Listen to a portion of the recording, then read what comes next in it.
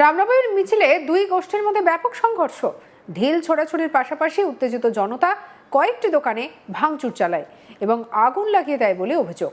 একাধিক জায়গায় ছড়িয়ে পড়ে সংঘর্ষ, আহত হন দুই পক্ষের বেশ কয়েকজন।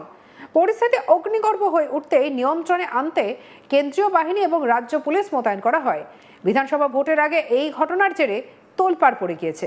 রামনবমীকে কেন্দ্র করে মুর্শিদাবাদের রঘুনাথগঞ্জে শুক্রবার বড় শোভাযাত্রা ঘিরে উত্তেজনা এবং গোষ্ঠী সংঘর্ষের ঘটনা সামনে এলো।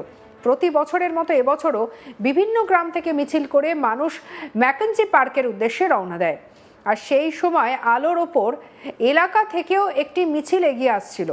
অভিযোগ, সীসাতলা এলাকায় পৌঁছলে গান বাজানোকে কেন্দ্র করে স্থানীয় বাসিন্দাদের সঙ্গে মিছিলকারীদের বচসা বাঁধে।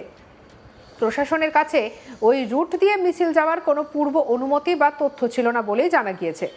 অল্প সময়ের মধ্যে পরিস্থিতি উত্তপ্ত হয়ে ওঠে এবং দুই গোষ্ঠীর মধ্যে শুরু হয় সংঘর্ষ। মিছিলকে লক্ষ্য করে ইটপাটকেল ছোড়ার অভিযোগ ওঠে, ফলে এলাকা রণক্ষেত্রের চেহারা নেয়।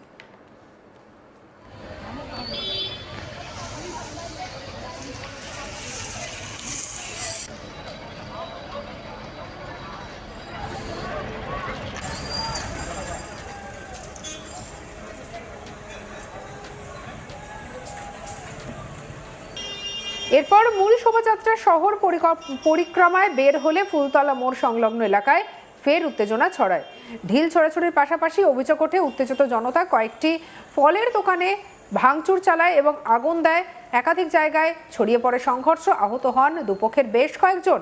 পরিস্থিতি নিয়ন্ত্রণে আনতে রঘুনাথগঞ্জের বিভিন্ন গুরুত্বপূর্ণ মোড়ে কেন্দ্রীয় বাহিনী এবং রাজ্য পুলিশ মোতায়েন করা হয়। সন্ধ্যার মধ্যেই ঘটনাস্থলে পৌঁছন মুর্শিদাবাদ রেঞ্জের আইজি অজিত সিং যাদব। ঘটনার সঙ্গে জড়িত থাকার অভিযোগে কয়েকজনকে গ্রেপ্তার করা হয়েছে। ঘটনার সঙ্গে জড়িতদের সিসিটিভি ফুটেজ দেখে চিহ্নিত করার কাজ চালাচ্ছে পুলিশ। কি বলছেন অজিত সিং যাদব, শুনবো। এখানে যে রামনবমী প্রসেশন নিয়ে যে একটা ঘটনা হয়েছে, ওটাকে দেখে আজ অনেক ফোর্স আমরা এনেছি এবং আমাদের রেড টিমও এটাতে এখন ডিপ্লয়েড আছে অ্যারেস্ট করার জন্য, এবং বাইরে থেকেও অনেক সিএপিএফ আসছে। আমরা এটা কড়া অ্যাকশন নেব। যে কোনো লোক দোষী আছে সিসিটিভি ফুটেজেস আমরা কালেক্ট করছি, ওটাকে চিহ্নিত করে আজ রাত্রে আমরা অ্যারেস্ট অপারেশন চালাচ্ছি। এখন সিচুয়েশন নর্মাল হয়ে গেছে, যাতায়াত বিলকুল স্বাভাবিক হয়ে গেছে এবং অনেক সিনিয়র অফিসার্স এখন ডিপ্লয়েড হয়েছে। আমরা দেখছি যে দোষীদেরকে কোনোকে ছাড়া যাবে না। এই ঘটনার পর থেকে রাজনৈতিক সমালোচনা শুরু হয়েছে। তৃণমূল প্রার্থী জাকির হোসেন কি বলছেন, শুনবো। আমাদের টুকটাক গন্ডগোল হয়েছে, কিছু মানুষের দোকানপাট ক্ষতি হয়েছে। মাননীয় মুখ্যমন্ত্রী এবং পুলিশ, আইসি এবং এসপিকে বলেছি যারা দুষ্কৃতী তাদের ব্যবস্থা নেবে, এবং আমরা চাই এলাকার মানুষের শান্তি। ভদ্রলোক যারা আছেন সকলকে বলবো আপনারা কেউ উত্তেজিত হবেন না। আমরা চাই এলাকার মানুষ শান্তি বজায় সবসময় রেখে এসেছি, মাননীয় মুখ্যমন্ত্রী শান্তিতে বজায় রাখে, এবং আমরা বলেছি একে একে একটা করে জেনে এফআইআর করে এবং দুষ্কৃতীদের জেনে ব্যবস্থা করে পুলিশকে বলা হয়েছে। আমাদের জাতি ধর্ম নয়, সকল মানুষের শান্তি চাই। অন্যদিকে কংগ্রেস নেতা অধীর চৌধুরী কি বলছেন, শুনবো। এই রামনবমীতে আমরাও ছোটবেলা থেকে অংশগ্রহণ করেছি, মেলা দেখেছি, অনুষ্ঠান দেখেছি, মেলায় পাঁপড় খেয়েছি। এইভাবেই রামনবমী প্রতি বছর পালিত হতে দেখি আমরা। আজকে সেই রামনবমীর দিনে মুর্শিদাবাদ জেলার জঙ্গিপুরে একটা অপ্রীতিকর ঘটনা ঘটে, যেখানে এই রামনবমীর মিছিল থেকেই হামলা হয় সেখানকার স্থানীয় বাসিন্দাদের উপরে এবং কিছু মানুষ সেখানটায় আহত হয়েছে। আহত হয়ে তারা হাসপাতালে ভর্তি হয়েছে। এটা কখনোই কাঙ্ক্ষিত হতে পারে না। সেখানকার প্রশাসন শহরের মধ্যে এই ধরনের ঘটনা ঠেকাতে পারল না কেন, এই প্রশ্ন আমার থাকবে। প্রশাসনের কাছে যখন খবর ছিল যে কোনো উত্তেজনা হতে পারে, কারণ প্রতি বছরই সেই এলাকাতে একটা উত্তেজনার বাতাবরণ তৈরি হয় এই রামনবমীর দিনে, কিন্তু তা সত্ত্বেও প্রশাসন কেন সেখানটা কোনো ব্যবস্থা নিতে পারেনি, যেটাকে বলি আমরা ঘটনা ঘটার আগে কেন কোনো ব্যবস্থা নিতে পারেনি, এ প্রশ্ন আমার থাকবে। শনিবার সকাল থেকে এলাকা থমথমে। বিভিন্ন জায়গায় কেন্দ্রীয় বাহিনী মোতায়েন রয়েছে এবং যৌথ বাহিনী টহলদারি জোরদার করা হয়েছে। ঘটনাকে কেন্দ্র করে এলাকায় ব্যাপক চাঞ্চল্যের সৃষ্টি হয়েছে। দ্রুত পরিস্থিতি স্বাভাবিক করতে প্রশাসনের হস্তক্ষেপের দাবি জানিয়েছে স্থানীয় বাসিন্দারা। এই নিয়ে আমাদের কালে সব্যসাচীর রিপোর্ট দেখাবো। শুক্রবার বিকেলবেলাতেই রঘুনাথগঞ্জ ম্যাকেঞ্জি মোড় থেকেই রামনবমীর একটি শোভাযাত্রা হওয়ারই কথা ছিল। আর সেই মিছিলকে কেন্দ্র করেই ধুমধুমার পরিস্থিতি হয়ে যায় পুরো রঘুনাথগঞ্জ শহর জুড়েই। বিক্ষিপ্তভাবে ঝামেলা ছড়িয়ে পড়ে রঘুনাথগঞ্জের বিভিন্ন মোড়ে। একাধিকভাবেই মারধর করা হয়, ভাঙচুর করা হয় দোকানপাট, আহত হয় উভয় পক্ষেরই বেশ কয়েকজন। রক্তাক্ত পরিস্থিতি সামাল দিতেই পৌঁছয় পুলিশের বিরাট পুলিশ বাহিনী এবং ঘটনাটি বিকেল থেকেই শুরু হয়। সীসাতলা এলাকাতেই প্রথম একটি ঘটনার সূত্রপাত হয়। তারপরেই সেই মিছিল পুলিশ গিয়ে যখন সেই পরিস্থিতি সামাল দিতে যায়, তখনই রঘুনাথগঞ্জ ফুলতলা মোড়েই ম্যাকেঞ্জি মোড় থেকেই যে বড় মিছিল যাচ্ছিল, সেইখান থেকেই বেশ কিছু যুবক তারা উত্তপ্ত হয়ে গিয়ে চারিদিকেই চালায় ভাঙচুর। পাশাপাশি উভয় পক্ষের মধ্যেই চলে ঢিল বৃষ্টি, আহত হয় বেশ কয়েকজন।